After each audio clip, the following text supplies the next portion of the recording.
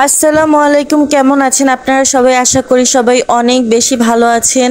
আজকে আমরা তৈরি করব হচ্ছে একটা অসাধারণ রেসিপিটি হচ্ছে গরুর মাথার চামড়া দিয়ে মুগ ডাল রান্না করব। অনেকেই গরুর মাথার চামড়া খায় না, অনেকেই গরুর মাথার চামড়া খায়, কিন্তু অনেকের খেতে পছন্দ লাগে না কারণ রান্নাটা মজা লাগে না। কিন্তু এই রেসিপিটা ফলো করে রান্না করুন, আপনাদের কাছে অবশ্যই অনেক বেশি ভালো লাগবে। তো আমরা আমাদের ইনগ্রেডিয়েন্টস গুলো তৈরি করে নিয়েছি। এবার আমরা চলে যাব বাইরে আমাদের মাটির চুলায় রান্না করার জন্য, যেহেতু আমি বলেছিলাম যে আমরা এখন থেকে মাটির চুলাতে রান্না করব। তো আমাদের যা যা প্রয়োজন তা আমরা নিয়ে নিয়েছি সব। মাথার চামড়া এবং পেঁয়াজ, মুগ ডাল এবং জিরা আর মশলা।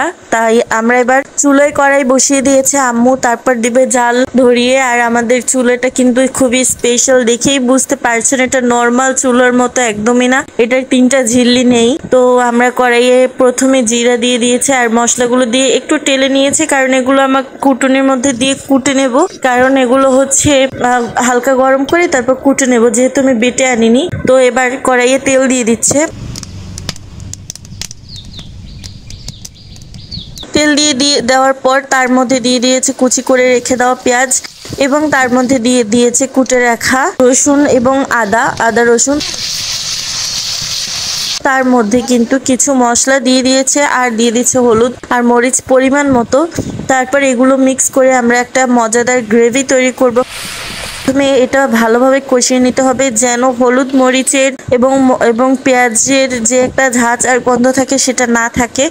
তারপর ভালোভাবে কষিয়ে নেওয়ার পর এটার মধ্যে আমরা কিন্তু মাথার চামড়াগুলো দিয়ে দেব।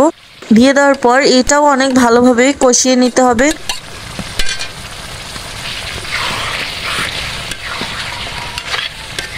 চামড়াগুলো যেন সেদ্ধ হয়ে যায় তার জন্য একটু দিতে হবে, ঢেকে দিয়ে কিছুক্ষণ ভালোভাবে আরো একটু কষিয়ে নিচ্ছেন।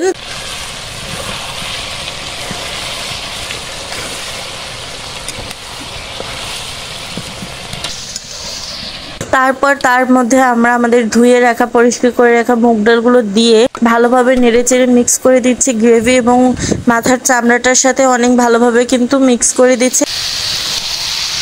পানি দিয়ে দিয়েছে, হালকা পাতলা কষিয়ে নিতে হবে। দিয়ে দিয়েছে তেজপাতা আর এবার ভালোভাবে নেড়েচেড়ে ঝোল দিয়ে দেবে। দিয়ে দিয়েছে একটুখানি টেস্টি সল্ট, আর টেস্টি সল্ট দেওয়ার পর কিন্তু ঝোল দিয়ে দিচ্ছে আর অনেকখানি ঝোল দিতে হবে, যেহেতু মাথার চামড়া আর মুগ ডাল এগুলো সেদ্ধ হতে হবে।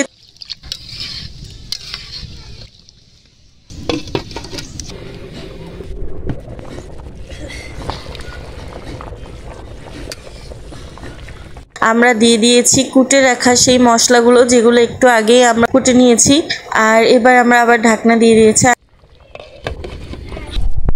তারপর চুলায় আরো কিছুক্ষণ রেখে রান্না করার পর আমাদের তরকারি কিন্তু একদম রেডি হয়ে গেছে। দেখুন, এবার এইভাবে রান্না করে খেয়ে দেখবেন, অনেক ভালো লাগে। ঘরের খাবার খান, সুস্থ থাকুন, আল্লাহ হাফেজ।